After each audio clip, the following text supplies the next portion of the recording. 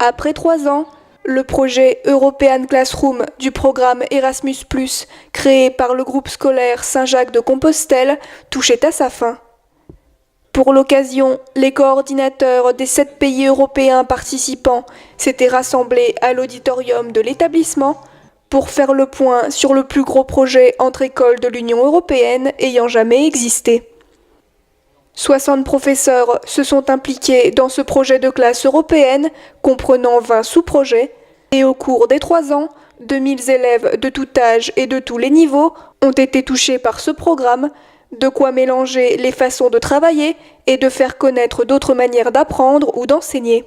Dans les projets Erasmus, souvent on parle des méthodes de langue, de l'apprentissage des langues, mais là on avait des profs de toute matière qui se sont mélangés et qui ont appris à travailler avec les autres, de biologie, de mathématiques, même de littérature de langue nationale, qui se sont mélangés et ont appris des autres beaucoup. Les cours de mathématiques, par exemple, pourtant c'est un langage universel, mais les cours de mathématiques sont pas faits de la même manière.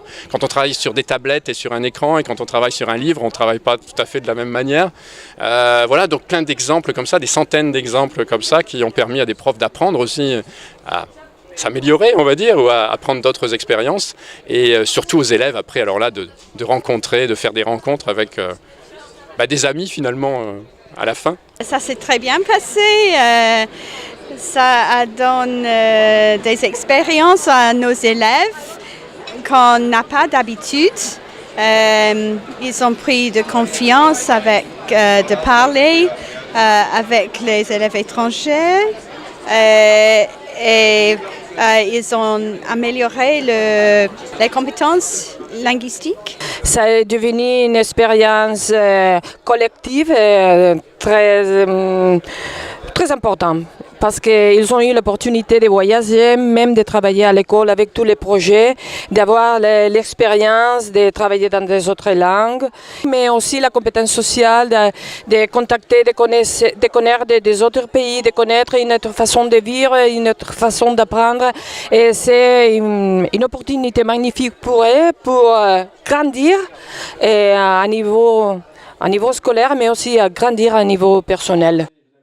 Un site web est à présent mis à disposition avec tous les travaux réalisés durant ces 3 ans. Car si le projet European Classroom est terminé, tous les coordinateurs espèrent avoir donné envie à d'autres écoles et d'autres pays de suivre leur exemple.